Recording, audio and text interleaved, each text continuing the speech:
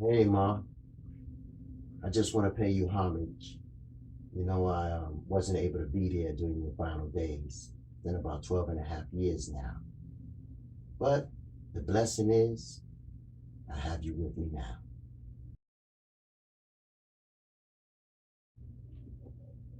Genocide of our youth. Me, L-I-N-E. To call you in the future, we will need your approval. Please answer the following questions.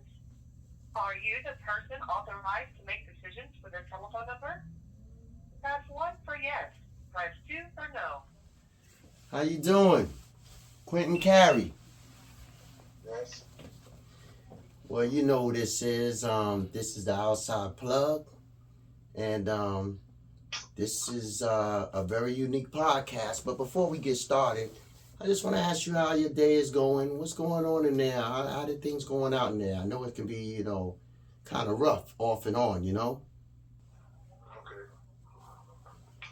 Okay, well, basically, in this interview, I want to be able to touch on some subjects that people are not familiar with, just things that we take for granted about life. So, Yeah. it's important that we let people know exactly what's going on. And I guess you could say your world. The I don't like to use the word inmate, so I call you guys IFs, which is inside felons. And Okay. you know, I too was an inside felon at one time. I'm sure you're aware of that. And Okay. now I'm an outside felon. I'm an OF. So just to kind of touch on some things about you, I don't want to just jump right, if you don't mind, I don't want to just jump right into the meat of what happened to you. So I want to talk about the real early years. So maybe you can, let's just say before things got a little crazy for you, you was a kid, everything seemed cool, the family, you're young. Can you give me some kind of insight on those memories if you're able to rewind the clock a little bit? Yeah. As far as I can remember, I grew up in it was a happy home. I could say both parents, both parents had a job, car, their own house. But it's growing up, you'll start seeing that you'll start seeing that certain things. I started seeing certain things change when the behavior of my parents started to change. Mainly my mother. Didn't really understand it at the time, being young. But I started seeing the behavior change. First thing I noticed was she was around the house more often than I'm remembering. At first, she used to go to work and stuff like that, but I started to see that she was around the house more. So as I get older, come to find out, as we all know in the urban neighborhoods, she was strung out on drugs at the time. So now her and my father, now they having their back and forth. I'm seeing the arguments and stuff like that. Didn't really like it. That's one of the reasons why nowadays I'm so compassionate towards women because of what I seen her and my grandmother and my older sister go through, what I went through. So seeing that part early in my life really made me protective of women because of seeing my mother go through that mainly. And after that, my father's behavior started to change. So as I come to find out later in life that they both got strung out on drugs also. Well, my dad got strung out on drugs also. So now I'm starting to see that we don't have a car anymore. We can't go to the park like we want to. We can't just go to the store like we want to. I find myself walking with my mother a lot to the the store and stuff like that. So one of the worst parts that I seen when I was young was when we got kicked out of the house. And it happened more than once, but just speaking on my childhood, we had lost the house, so now we had to go stay with a relative.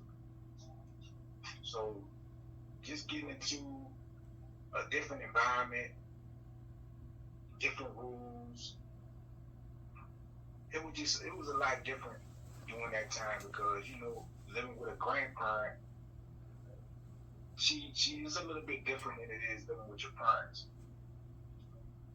So as I got a little older, my mother and my father, they divorced. So when they divorced, I chose to go with my mother, and my younger brother, he chose to go with my father. So that what really made the situations like that, as far as me clinging to my mother so much more, because my heart always went out to her. Okay. So by the way, there's is it 4 siblings in your growing up? Say it again. I'm really trying to say, wasn't it 4 siblings counting yourself? Was it, you said, I know you mentioned an older sister and a younger brother. I actually have, it's 5 of us total. Well, I have one older sister, and I have 3 older sisters and 1 younger brother. It's 5 of us total, but all of the girls in the family have 3 different mothers. Right. They all have different mothers. So I have my oldest sister, me, and my youngest brother all have the same mother. Well, we all have the same father. And my 2 older sisters that's above me has 2 different mothers they like a year apart. I can say it's like a year apart. About a year and some change apart. And what is the age gap between you and your brother? 2 years. Okay, so y'all are pretty much close in age. Yeah. So, I've done a little research. I know a little bit about your family history, as far as just dealing with the criminal justice system. So, if I'm correct, you and your brother are incarcerated now? Yes. Okay, so we'll get into the meat of that eventually, but more importantly, I wanted to just focus on what led up to where you're at now. Just like I know you said the upbringing started getting different, and a lot of turmoil and chaos came into play. So I'm trying to find out exactly if you can remember where things got to be more like on the other side, on the criminal side, maybe the petty criminal, maybe it's the drop out of school, your environment. I'm assuming you were in urban environment. Yes. Okay. And by the way, you're from what state? What state are you from? Quinton?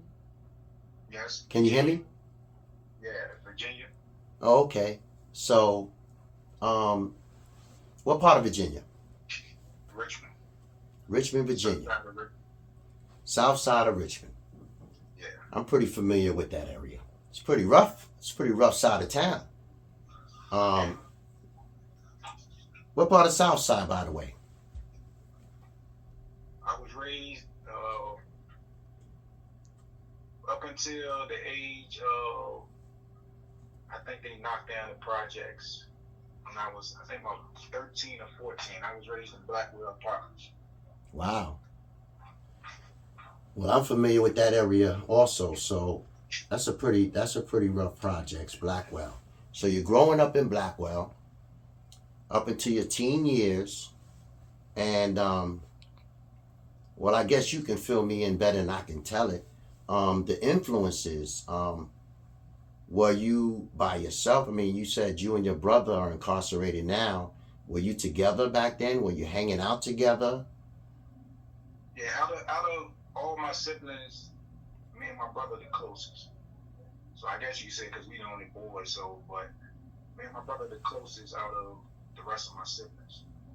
And growing up during those times, it was we went to everybody that's familiar with the area will understand. Like in that area, growing up there, you would go to as we call the round building, which is like preschool type. And then once you leave there, you go into the elementary school. So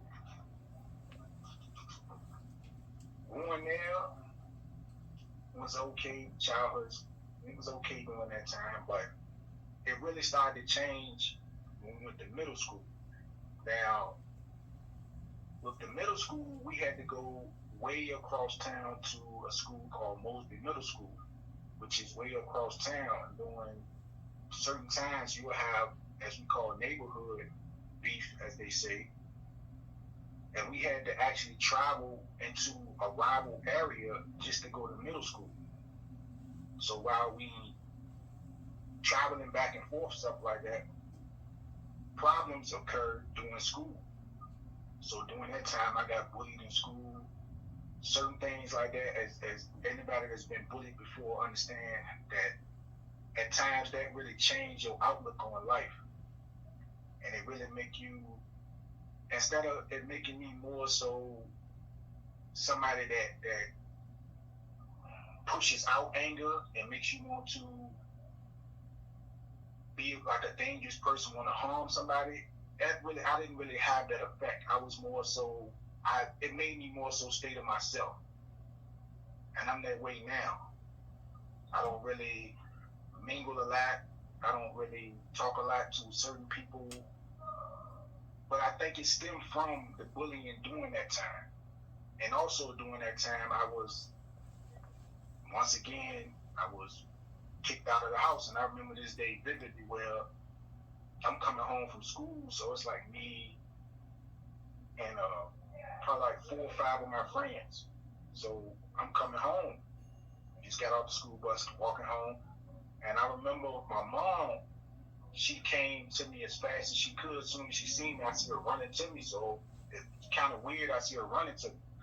So from a distance, I see like a lot of like furniture like outside in front of the house, so that kind of seemed kind of weird. So my mama grabbed me to the side real quick, pulled me to the side and said, well, and I see her started crying and said, well, we got kicked out again. So it didn't really make sense because I thought we was okay.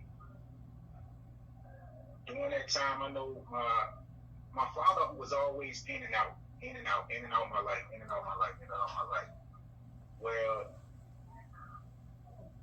he had came over one time and said that he was supposed to pay the bill. So the rent office had gave us an extension because he said he was going to pay the bill. So seeing it, that the furniture was out, looking at it now, I see that he didn't do that. So, and I remember later that night, and it's 2 main things in my life that really have me looking at my father differently. And one of those things is this current incident where I remember him driving up, because the house that we stayed in, the side of the road was like right next to it.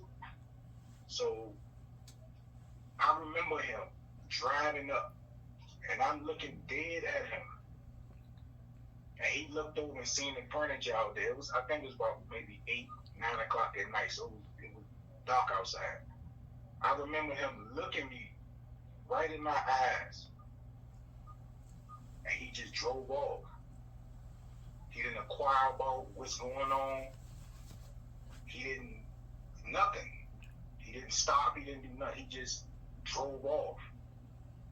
And that's the same. That's one of the things that remind me of. It's something that I share with my brother a lot.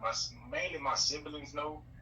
A lot of people outside of my siblings don't really know too much about that because I don't share that a lot. And also, I remember when I think I was maybe 7 or 8. I remember one time where my mother and my father, they used to go back and forth. So I remember at times my mother used to be like, well, he's not your father. So it confused me at the time. But looking back at it, the name changed and everything because I was born a Terry. Like my sister's last name is Terry. I was a Terry at first.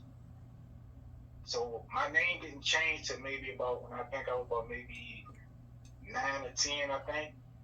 No, I think it was maybe a little earlier than that, maybe 5 or 6. I think my name changed from Terry to Cary. So now that I look back at it, sometimes I question. So one night I'm over at his house. We living around Northside at the time, and I relayed that to the woman he was seeing at the time. So I don't want to say that she had some type of ill feelings towards me specifically or his children specifically, but it was just something that it seems like it was just I couldn't connect, and maybe she didn't connect, maybe because she's the other woman. I don't know, but I relayed that to her, and when he come home from work, she tell him. So when she tell him, he flips out. So he flips out. He grabbed me, and at this time we on a second floor balcony. So he grabbed me, took me towards the balcony, and held me over the balcony and threatened to drop me. So during that time, I think a lot of love for him really just, I ain't feel the same about him no more, you know what I'm saying? So to this day, I still feel I don't feel like a connection to him, So I really hated him for that, but that's just a part of my life that I try to keep inside, but I try not to hate him, because he's my father, for one. I have pictures where he took care of me in my most vulnerable moments. When we kids, like, that's something that I really cherish about parents that actually take care of their kids. Like, we are at our most vulnerable moments when we kids, and that's something we can never repay to a parent. The fact that when we couldn't do nothing for ourselves, they did it for us. And the fact that I don't know from his history, I found out that my grandmother, which is his mother, they was in New York with my grandfather, which was my dad's father. And she found out that he had a second family. So what she did was she took him when he was young. She took him and she came down here to Virginia. So I didn't understand that. I didn't know that until later in life, once I basically became an adult. So a lot of things, I just think he just didn't know how to be a father, because he didn't have one around. Right. So I understand. Go ahead. No, I was gonna say, I know this is an emotional time for you. We're gonna take a quick break because within 20 minutes the recording comes back in on the phone, and I don't want to cut you short. So take a few minutes and just call back, and we'll continue the interview. Okay. All right. Quinton. Yes. Good to have you back. Let me tell you, I've seen a lot myself, young man, and it's really difficult for me to find emotions about, certain experiences that people underwent, because I've had so many myself and I've been around quite a few people. But I really respect your transparency, your story, even up to this point, very emotional for me too. But that's what's real, and we just have to make people aware of what leads to, situations that possibly could have been avoided. Pretty sure could have been avoided. But just moving right along. So at some point, I guess you and your brother, what's his name, by the way? Benjamin, we call him Bird. Okay, so Benjamin, he's 2 years younger, correct?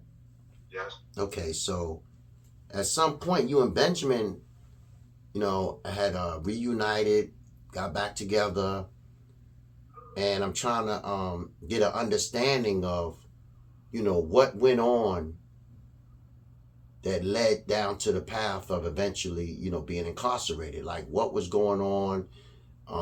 Where things got dicey.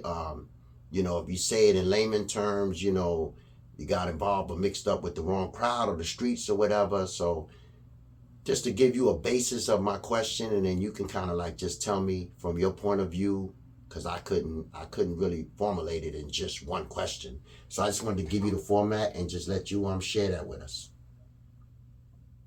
Okay, it started with me my first year of high school. Well, mainly I was always a game kid. I used to just come home from school, get in the room, play my music, get on the phone, play my game. That was my blueprint. That's all I cared about. But my older sister, she was kicked out of the house early. My older sister, she was kicked out of the house, I believe, when she was either 14 or 15. So she was on her own since then. So when she left the house, it was just mainly me and my brother at that time. So that's another reason why me and my brother got close, because I felt as though that's my only sibling that I had at that time. So when she left the house, she did what she had to do to survive. So along with that, we know people get into the streets. So when she dabbled and got out of the streets, as far as education wise, she came back home as far as visiting. She wasn't welcome back home, but she would just come back to see how we doing, mainly just to check on me and my brother, just to see how we doing, making sure we was okay. If we needed something, she'll give it to us. But the life she was living, my younger brother, he gravitated towards it. So he went out there into the street life like my sister before I did. So, as they say, jumped off the porch. He went out there late. He went out there early. He was maybe 12, 13. So, some of my friends, my brother, my sister, they used to be down. Go outside. Why you always in the house? Why you always in the house? Go outside, go outside, go outside, go outside. So, when I went out there, it was okay as far as not going out there as far as to do anything illegal or nothing like that. It was just mainly just to get out. But what made me get into the streets was the being bullied in school, from middle school, of course. That I kept that with me going into high school, and the fact that I couldn't get what I wanted from my parents. So I got bounced back and forth. So when my parents split up, I stayed with my mother. But my mother would go stay with her friends, but at the same time, she was still doing drugs. So she'll constantly ripping around the streets. So I was there with my mother friend and her kids by myself. So my mother didn't really want to leave me there by myself. So she took me to go stay with my grandmother. So I go to stay with my grandmother in Henrico. So that's anybody that's familiar with the area, you know, it's an area where it's just a lot of woods. It's nothing to do out there. I'm telling you, it is nothing to do. It was extremely boring out there. So I just focus on just going to school. But my grandmother said, you need to go out and learn how to be a man, so I'm sending you back to your father. So I ended up moving back to Southside with my dad. And during that time, that's when I went on and started high school.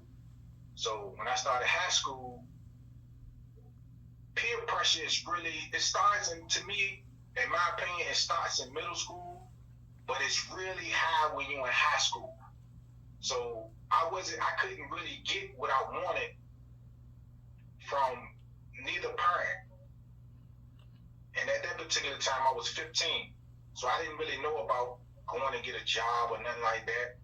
Some jobs they're saying like you can get as a teenager, whatever, but that wasn't really my mindset. Only way I knew how to get money was what I seen from the guys on the corner. So then I remember asking because I got teased by some of the clothes that I had on. So I remember leaving school that day and asking my dad, like, can I have some money for a new outfit? He said, I ain't got it right now. So understanding that I have to go back to school with these same kids, I didn't want to keep getting picked on about what I got on because it's something I can't afford. So that's what made me jump into the streets, because I had to basically, I didn't want to get picked on no more. And I felt as though at that particular time, that was one of the easiest ways that I could get money. So I learned some of the things from my sister, and I learned some from my brother because they was already out there. So when that happened, as anybody that ever been there understands that is a life of its own. And during that time, it changes you. So it don't make you you still look at human beings as human beings, but it's all about chasing the money at that time and being able to get what you want. And I felt proud to be able to go to the store and buy something that I wanted when I wanted. I wasn't picked on anymore, and I seen the power of money during that time because I started to understand how people perspective of you change when they feel as though you have something of value. Whether it's clothing, money, a car, whatever the case may be, I understood the perception of you change.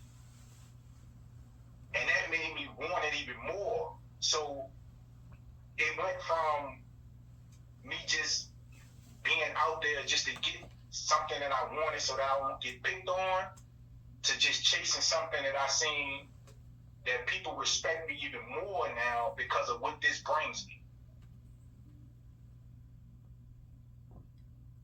So when that happened,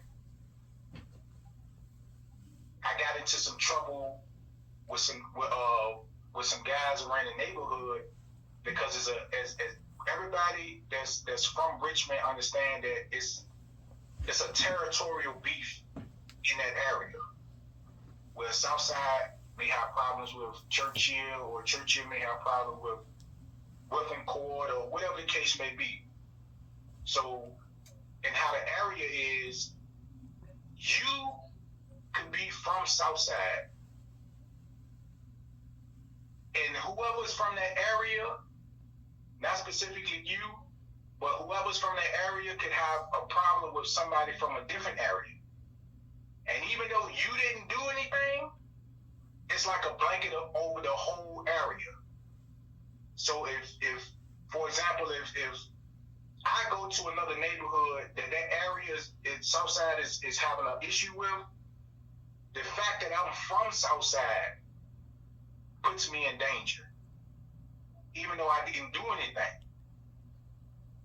So that makes you have to protect yourself in order to go anywhere that you want to go outside of the area that you live in. So at times it was so dangerous at the time, especially during the years in Blackwell, where you had to protect yourself. And during that time, people wasn't really fighting at the time. You either had to have some type of firearm or some type of weapon to protect yourself. So that's when I started carrying a firearm, because I couldn't travel to an area that another family member lived in, because of the particular area that I wanted to go to when my parents, family member lived in, was a rival area. So that's when I started toting a firearm just to protect myself, so I can just travel outside of my area. Because if I didn't, the chances of me dying was higher than me not having one. I understand. So let me ask you then. So at some point, you and your brother got into some kind of trouble with the law. I'm gonna let you explain it more in detail, but obviously it was a very, very serious matter. And I'm kind of leading up to how and when you became incarcerated, as well as your brother. So I just want to get my facts correct. The sentence you're under now, is your brother also incarcerated under the same charges? Yes, he's my co-defendant. Okay, your co-defendants. Okay, so what ages were you when this happened initially? I just turned 17. I turned 17 in June.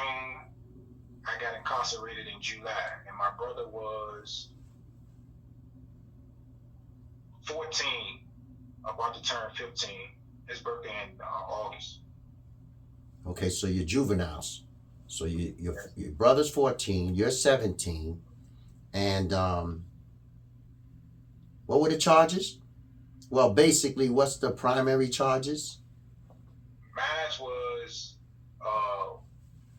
accessory to murder, attempted murder, two firearm charges, and 2 charges of abduction. And your brother has similar charges or the same charges? He had some of the same, but he had more. Okay, so 17 years old, 14 years old for your brother. When these murder charges were brought to you, I'm trying to get an idea of, how did this happen? Like first we'll get into the actual arrest.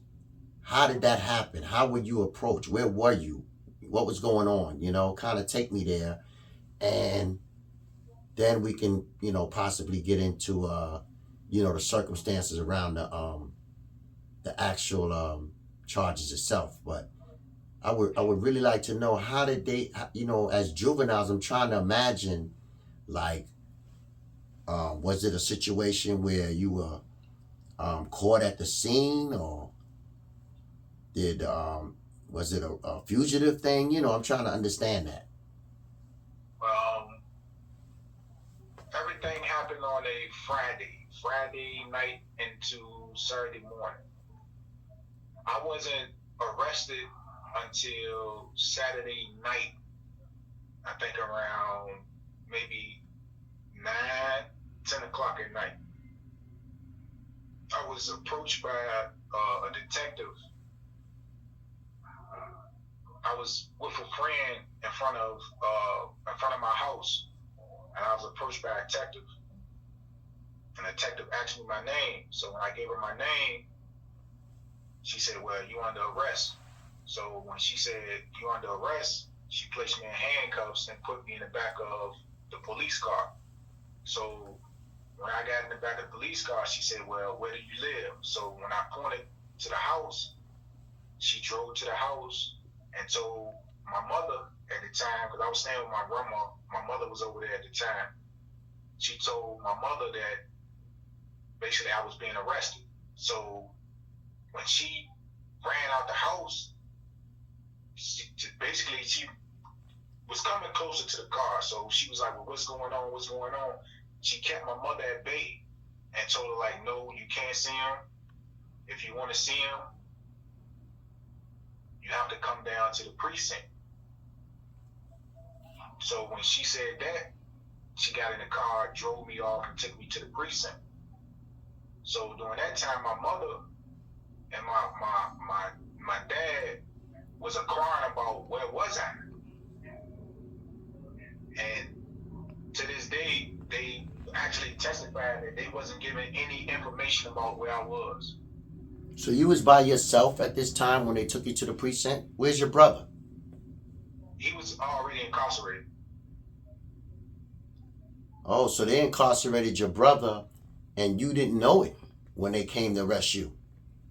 Uh-huh. Okay, so I'm moving forward. You're down, I guess you're down to jail. You say your parents weren't able to join you. Did you have an attorney there or any type of adult with you? No. Wow. So I'm assuming, and obviously I'm very familiar with, the entire judicial system, unfortunately. But, so you're basically going through interrogations of some kind. And I want you to just ponder on that thought. Ponder on that thought of, trying to rewind the tape of, what occurred with the interrogation and how you felt about these charges and what was going on in your life at the time, and we'll go from there. But I wanna take another break because like I said, it's the phone calls every 20 minutes, and you already know the recording comes in. I even hate hearing the recording, so it gives you time to get your thoughts together, and I'll just wait for your call back. Okay? Okay.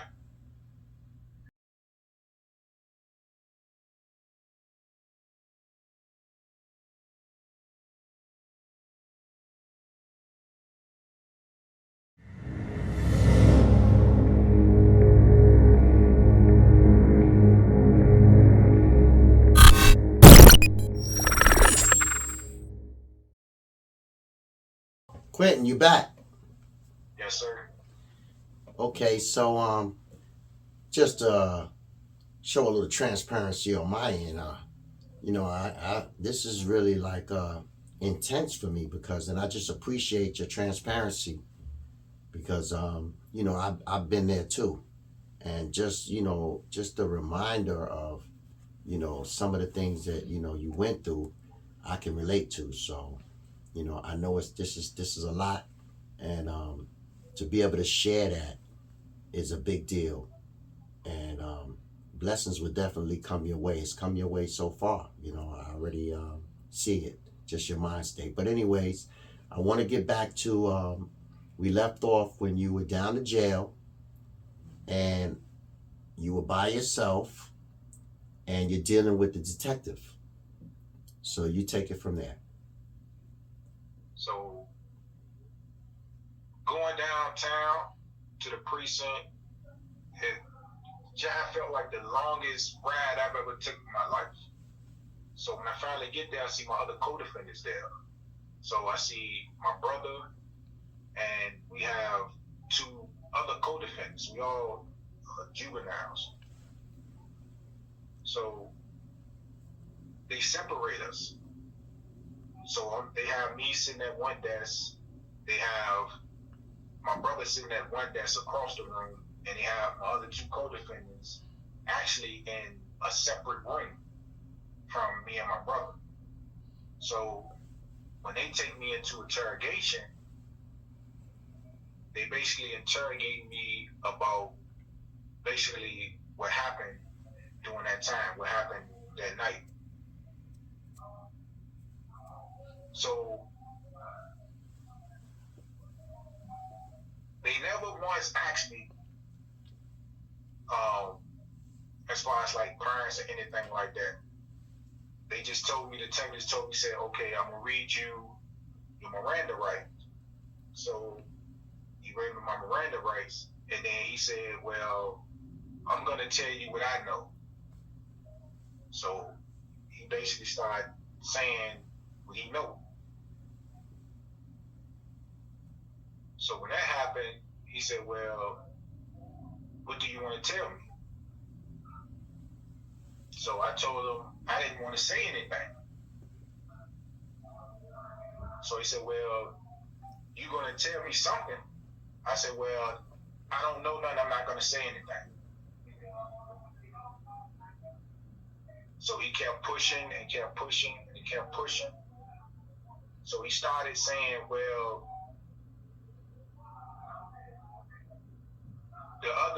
talking about my other 2 co-defendants, said that, well, your brother did this and your brother did that. So I felt as though they was putting a lot of blame on my brother.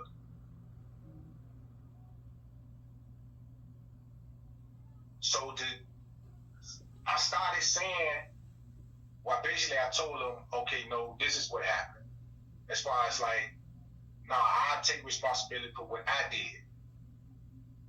Because they was trying to put false claims on my brother. So I said, well, no, I did such and such and such and such. So he said, well, okay. After I told him that, he took me and he sent me out in the area, desk area, whatever. And he took my brother and he took him back there into interrogation. So when that happened, that was the last time I seen my brother for a little while. After we left there, we was being interrogated for, I remember leaving like maybe 3, 4 in the morning. I think we got there at about 9 o'clock. I think we left at like 3, 4 in the morning. They took us to the juvenile detention center. And we got there like I think about 3, 4 in the morning. Okay, so let me ask you. Okay, so you get to the detention center, and I'm assuming at this point you know what the charges are, and you're in the detention center, and there's other IFs there, young guys. It's a juvenile facility, and trying to get an understanding of your thoughts. Like when you're in this environment, and is this your first time in jail? Yes. So you're in this environment, and obviously it's pretty chaotic. And I'm just wondering your thoughts. Were you dealing with a lot of fear, or were you worried? Was the fear consistent of what's going to happen to you with the charges, or was it a fear of the people around you, or both? Like what are your thoughts? I think the fear for me was the unknown. Because I didn't know where I was going. I didn't know as far as the charges. Like I don't know about, at that time I didn't know about the criminal justice system, so I didn't know what I was facing, as they say. I didn't know how much time each charge carried and stuff. I didn't understand that. So the fear with me at that particular time was the unknown. So with me, it was more so I was living minute by minute, if that makes sense. Because you go through, as they say, you go through booking, you go through the strip search process. They give you your property. They send you to a building. You go to, they assign you a room, and they put you in a room with somebody that you don't know. So not only do I not know this place that I'm in, I don't know who they actually put me in a room with. So now a lot of things start to shift in your mind to where some of the things that you've heard about as far as being incarcerated. So you try your best to be attentive and being aware of what's going on around you. But at the same time, it's for me, it was hard because in the back of my mind, even though I'm living this moment by moment, I'm still thinking that I want to go home, you know? But I'm to this, at that time, I didn't really understand the process of the judicial system, and like I said, as far as like the time and stuff like that. So everything was more so of an unknown for me at the time. That was mainly the fear right there, the unknown, because I didn't know the time situation. I didn't know where I was and the person that they had me in a room with. So after that, you get up in the morning, now you're surrounded by even more people because everybody is let out their room. So now you have to worry more so about the people that's around you and who is who. Now, the people that's been incarcerated in Richmond understands that the same thing that applies on the street is the same thing that applies in a penitentiary or while you're incarcerated. It's a territorial thing. So now my mind switches back to how I was when I was home. Okay, where is he from? Where is he from? Where is he from? So now my mind shifts from the time that I may be facing to, okay, I got to deal with this immediate thing right now. Okay, the trouble is right here, right now. My court date is all. I feel as though my trouble is right here. I have to focus on what I have to do right here. So naturally, I'm a standoff person. So you hear conversations, and that's how sometimes you can find out where a certain person is from. So you try your best to try to figure out things like that as far as a survival mode in order to find out who you can basically conversate with, who you can deal with, and who you can't deal with. So that was my thought process and my fear during that first few days of being incarcerated. I understand. So now I'm moving forward. You're going through this metamorphosis, so to speak, mentally, and at some point you have to deal with the court system. You have to deal with the accusations, the charges, etc. So I want to put your mind state to when you're actually sentenced, the day of sentencing. Okay. I don't know if you had any idea or what you thought the sentence would be? If your attorney gave you some impression of what it would be, or you just was totally oblivious to what would happen. But I just want to take you to that day that you were sentenced. And by the way, when you were sentenced, was your brother sentenced in the same courtroom at the same time, or were you by yourself? By myself. Okay, so did your brother get sentenced before you? Do you know? I believe I got sentenced first. Okay. I got sentenced first. Okay, so you're in a courtroom, and what did you have an idea of what type of sentence you were supposed to receive? Did your attorney? No, he didn't actually express to me time that I may be facing. He didn't tell me, okay, if you found guilty of this, you could be facing this, or if you found guilty of that. He never expressed that to me. Okay, so and I'm if I'm wrong, you have to correct me. I'm assuming you're still 17 at the time. Yes. So you're 17, and what about the attorney? Was he a hired attorney? Was he a legal aid attorney, public defender? Yeah, public defender. Okay, so you're 17 years old. You have a murder charge amongst other charges, or attempted murder. Is it attempted murder or murder? Both.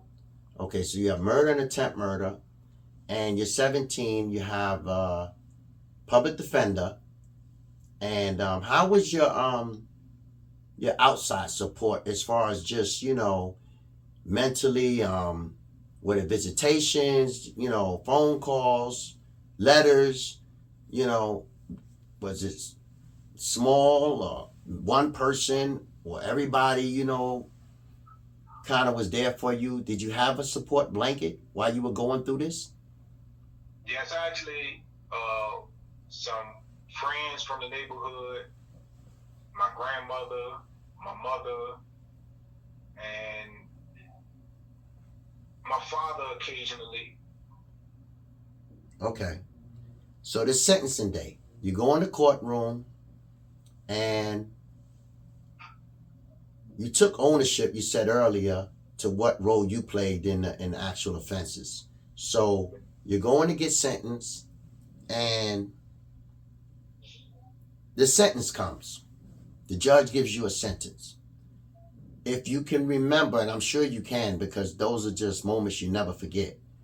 Once you were given the sentence, and you could share with me what that sentence was, your initial thoughts. Well, honestly, the only thing, even to this day, I'm gonna be honest with you. Even to this day, I still don't remember him actually telling me how much time I had. To this day, all I remember is guilty. Like I don't remember nothing. Sometimes I try to flash back to, like, when did he actually tell me, okay, you got this much time for this charge, this much? I can't remember. Like, all I remember him saying is, you are guilty. And when that happened, I don't know. It just like, everything just went silent. And the only thing I could do was, I just turned around and I seen my mom, and I seen two friends of mine crying. And honestly, like to this day, it's like silence. After I heard guilty, all I hear is silence. I don't hear crying, I don't hear screaming, I don't hear talk, I don't hear nothing. All I remember is guilty, and me being put in handcuffs and being walked back to the bullpen. And the only time I knew how much time I had was when I received court papers, and I received a court fines that I had to pay. And then I read how much time I had for each particular crime, and that's how I knew. Okay, and when did you receive the papers? That day? Yeah, the day of sentencing, yeah. Okay, so what was the overall sentence without, getting into the dynamics of the sentence for each individual offense? Our viewers can, unfortunately, everything's public record these days. They can look that up. But what was the overall sentence? What was your sentence? I was sentenced to 56 years. Wow. So you have 56 years. You're 17 years old. Did your attorney come back there to say anything to you or explain anything to you? No. So you never saw him again? No, I never saw him since sentencing. Wow. Okay, so at some point you're going back, and like I said, I'm pretty familiar with the judicial system. You're going back to your living quarters. You have this sentence, and I guess at some point you realize that you're not coming home. You're gonna be there. Yeah. So when did you get in touch with your brother or hear from your brother or got word about what happened to your brother? Me and my brother was actually housed in the same area down the Richmond City Jail. So I was on one side of the jail, area of the jail, he was on the other side. So I could actually yell to him and he can do the same. So I explained to him when I came back that I was found guilty. Oh, so you told him your sentence, and then at some point he went through the same thing. Yes. So okay, you're sentenced to 56 years. What was your brother sentenced to? 66 years. 66 years. That's 10 more years than you. Wow. And what about the other? You said there was 2 other co-defendants? Yes. What were they sentenced to? One was just sentenced to juvenile life, so he went home when he was 21. And the other one was sentenced to juvenile life and either 5 or 10 years of DOC time. Okay.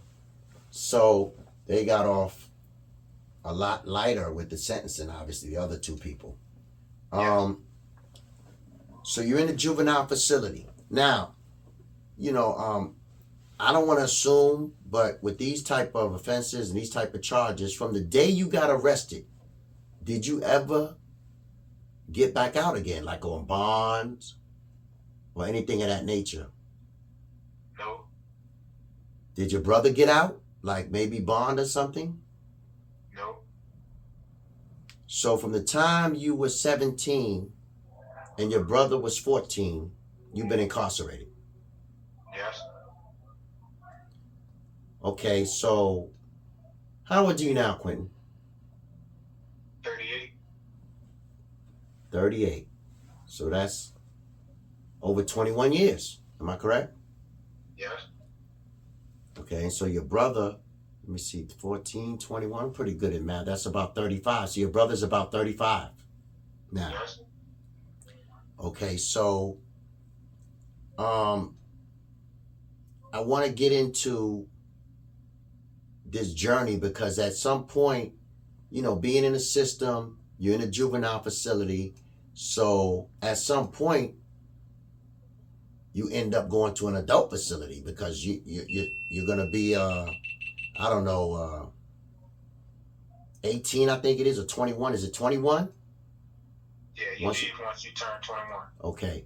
So once you turn 21, you come into the adult facility, and I guess your brother would still be in the juvenile facility because he's younger than you.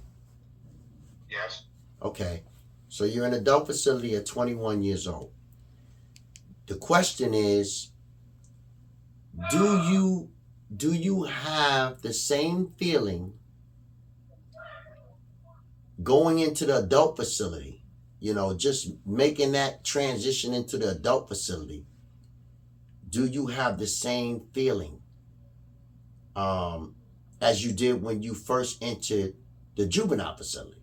Like, the unknown or whatever. And I want to leave you with that thought until this recording. I know that it's coming in. So we'll take another break, and that's where we'll pick up at. Good evening, everyone. This is Andre Drayton, CEO of Outside Plug. And I wanted to give acknowledgement to one of my investors, Garrett Henderson. I appreciate everything that he does for my company and for me personally. And at some point, you have to recognize that it's the support that you get from the people that makes your brand have a chance of success. So once again, thank you, Garrett Henderson. And I look forward to doing business with you for a long, long, long time. Yes. Good to have you back. So, like I said, we left off when you was getting ready to enter the adult facility. You're 21 years old, and I was asking you your thoughts as far as, a different environment. Now you're dealing with men, legally defined as men. And what were your thoughts? Well, the first thing that popped in my mind was my birthday, because I actually woke up in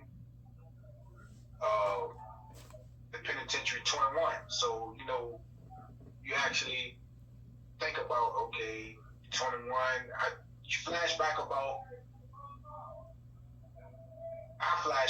what would I be doing if I was home at this age. So that was one of the first things I was thinking about. I was thinking about that when I was 18. It was the first form of adulthood. Okay, I'm supposed to be home doing this, going to college, whatever the case may be. And then at 21. But I ended up in Powhatan Correctional Center. And during that time, Powhatan, it looks like projects. It's like it's built like projects. So on my way walking towards the building with my property in hand, you just hear guys yelling out the window, "Oh, got some new guys. So first thing that popped in my mind was I remember seeing the show Oz and how men live in penitentiary. So now I'm really on point as far as my mind flipped really towards like, all right, now I'm thinking about was somebody trying to take advantage of me in here. So as I go in, the first thing I noticed was bars. And a lot of guys standing on bars, and it's 3 tiers. I've never been in a place where it's like 3 tiers. Everything was just mainly like one floor that I had to basically look in. So I noticed the tiers, and I noticed how long the tiers was and how many people was in there. So I never dealt with an area where it's like hundreds of people in one area. Normally it was mainly like maybe 80 guys or something like that total, maybe. But now I'm looking in an area where it's hundreds of people and there's no guard in sight. So my mindset is mainly like, okay, protect yourself. That's the only thing I can say is protect yourself, protect yourself, protect yourself. So when I get to the room, I was housed. I was bumped with a white guy he was cool. Told me, okay, this is how this go. This is how that go. So now my mind is adjusting from the juvenile system to the adult system, and it's completely different. rules are different. How people behave is different. So now it's another form of adjusting that I have to deal with now. So with adjusting to the ways of the actual institution, I have to adjust to the ways that the guys act around there. So certain things you can't say that you probably normally would say, certain things you can't do that you would normally do. It's just the rules of engagement are just totally different. So I had to adjust to that also when I first got into the adult system. Okay, so at some point, and by the way, when you say adult systems, I know from experience they have, you know, different levels. They have minimums, they have mediums, they have maximums. Were you at minimums? Were you at mediums? Were you at maximums? When I first came into the system, they had me on. They have levels. When I first came in, they had 6 levels. Where you had from level 1 to level 6, 6 being the maximum security. When I came in, the receiving center was a level 3, but they do a point system according to your incarceration history, according to the time that you receive from your actual sentence, and they also give you time, points according to your age. So because I was young, I was penalized for being young.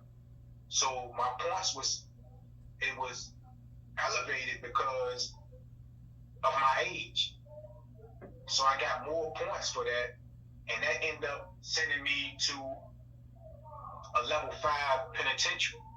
So I went from Central Virginia to Western Virginia. So it was like maybe 9 to 12 hours away from home. I went to a prison called Wallen's Ridge. Yes, I'm familiar with Wallen's Ridge too. So you're basically saying that you're at this level 3, but because of your age, your points created a higher classification, as they call it, right? Yes. And that put you at a level 5.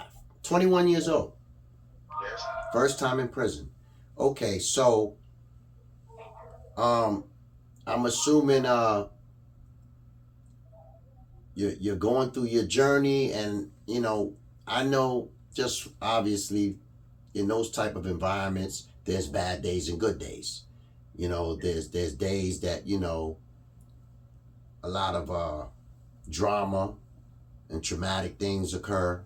You know, I don't want to dwell on all of those things because I know just the conversation that we've had thus far, I know it's a lot, you know. And what I'm really trying to zoom in on is at what point, and this is just your perception, at what point did you decide that you wanted to do something positive with your life? Actually, it started when I was in the juvenile system. I had a teacher, his name was Mr. Cary. He was a commercial and residential cleaning teacher that really taught me a lot as far as certain things about life and things like that.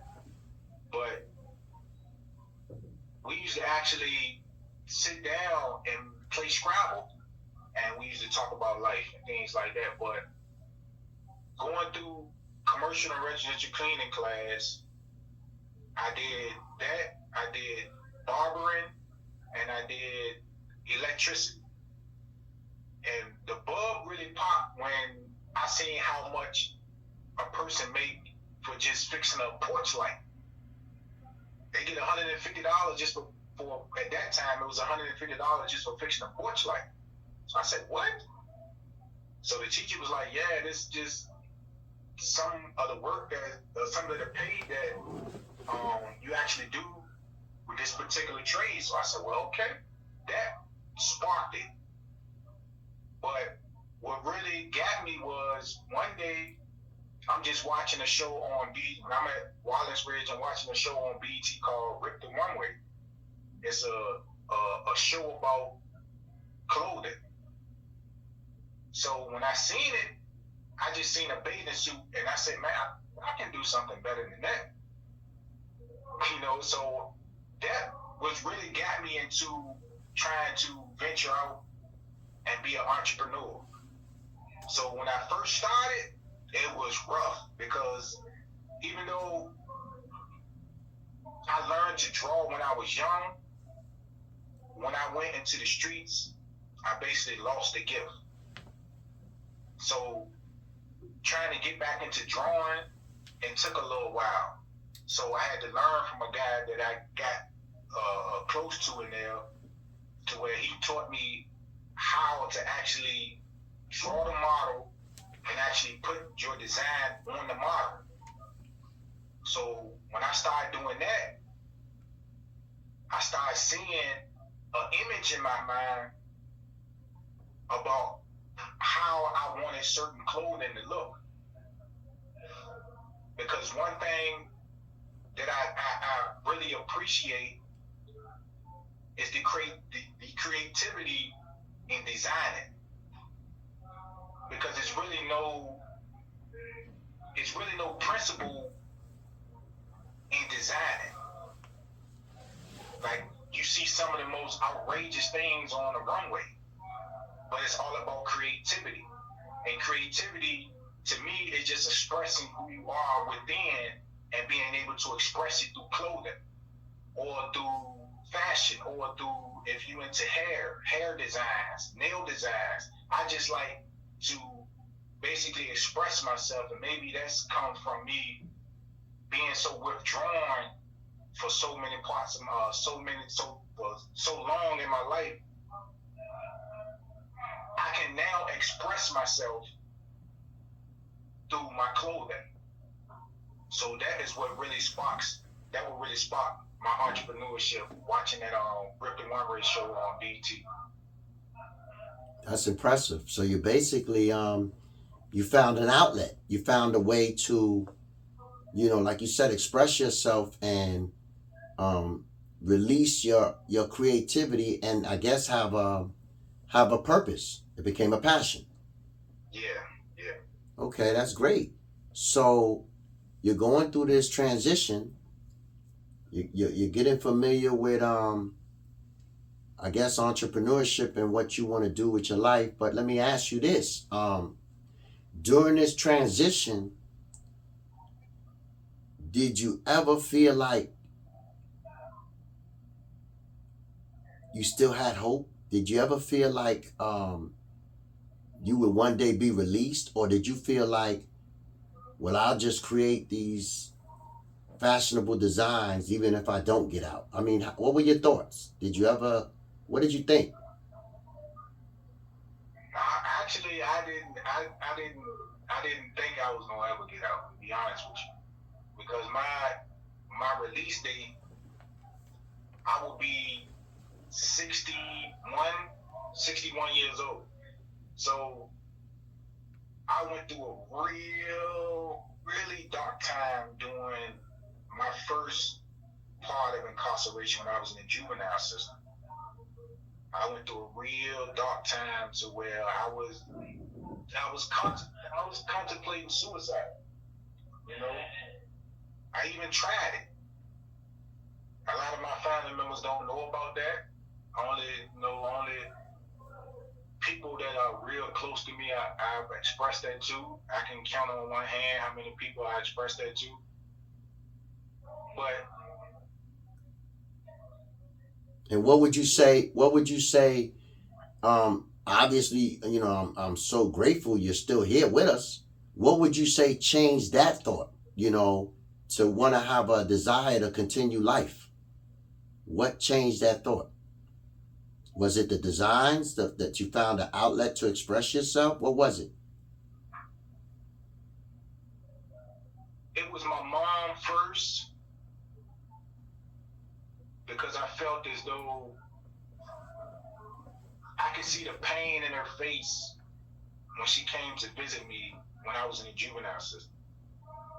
So I was just thinking, just the absence of me being away from her while living hurt her. I can only imagine the absence of my being in general being away from her. That is what started me to be like, okay, keep pushing.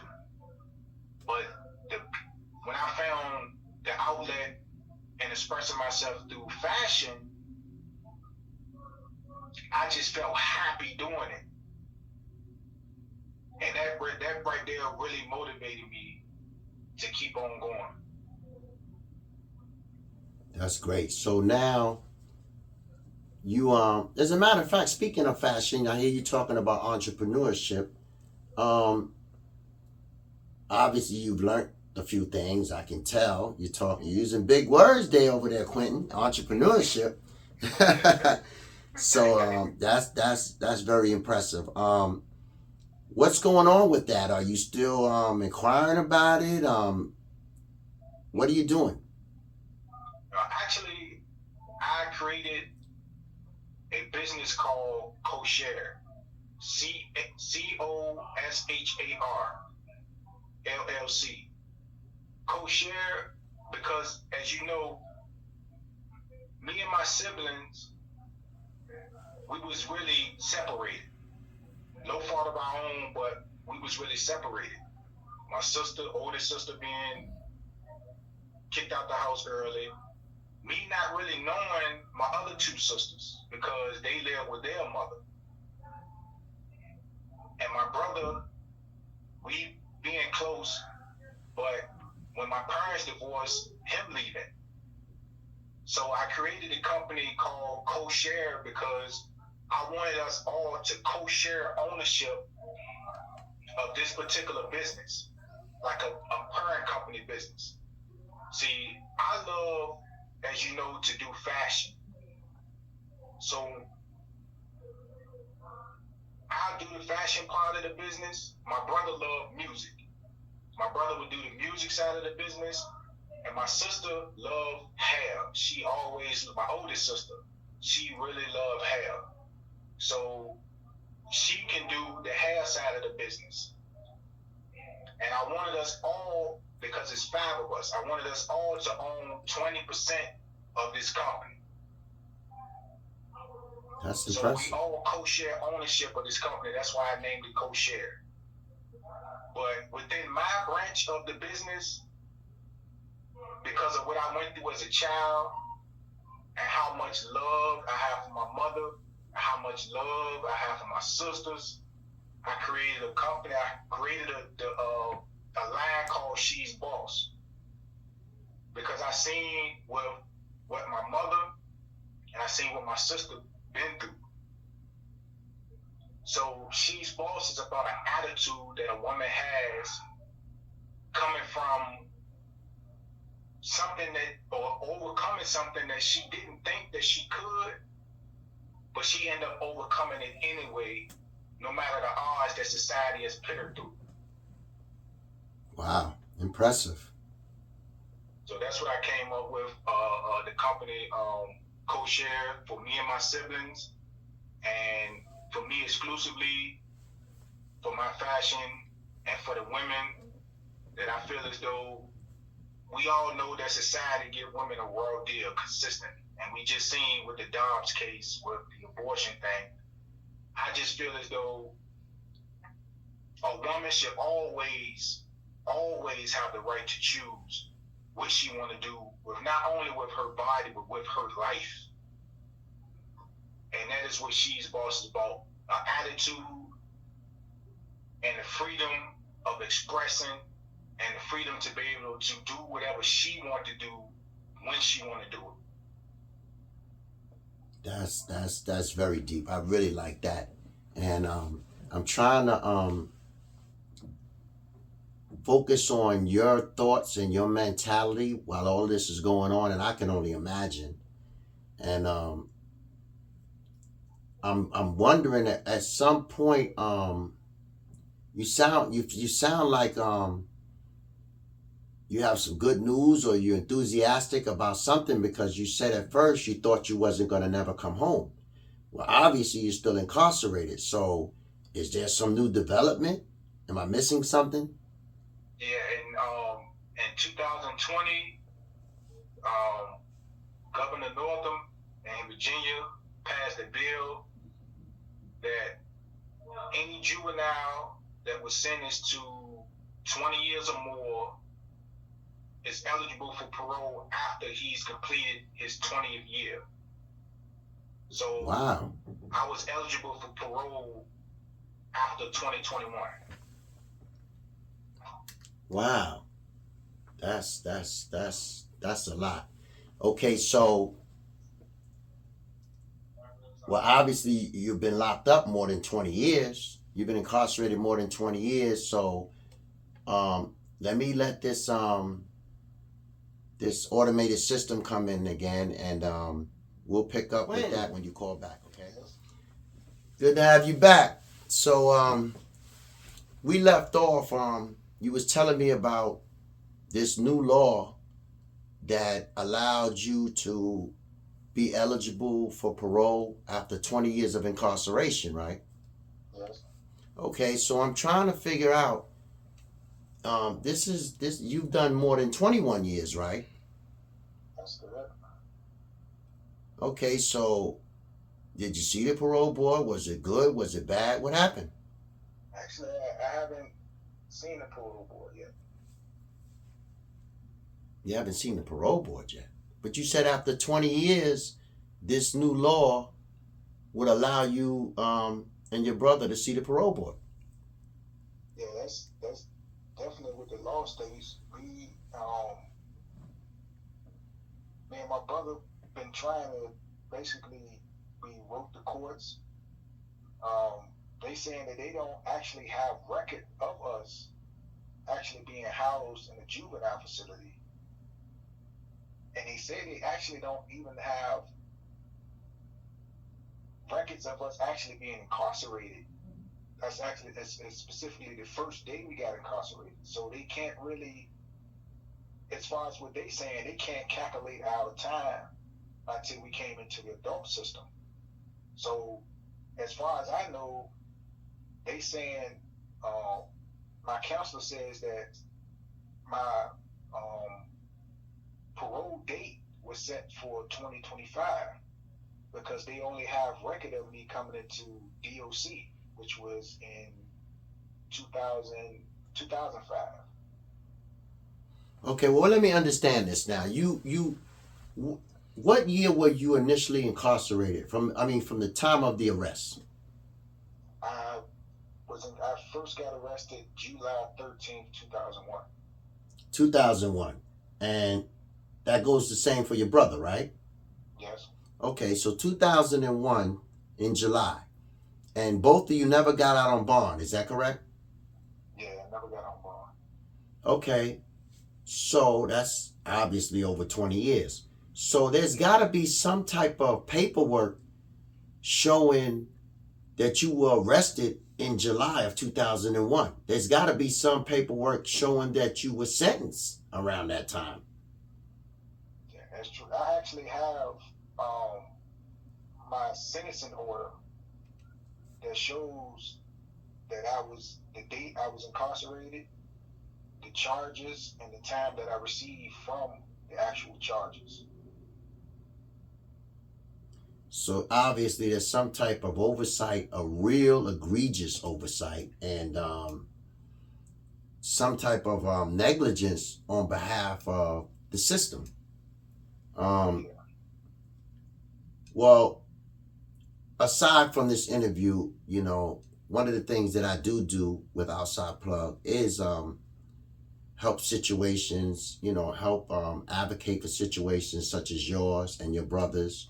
So, we'll work on that from a legal standpoint and find out what's the problem, like what really happened, why this time is not being credited towards you and your brother's sentence, and why you guys haven't seen the parole board already. We're gonna get to the bottom of that. Okay, I appreciate that. Absolutely, that's what I'm about. It's all about just showing support and bringing awareness to stories like yours and your brothers. And I'm pretty much I guess you could say I'm pretty like clear on your journey, the pros and cons. I'm very proud of you, and it's something that you should be proud of.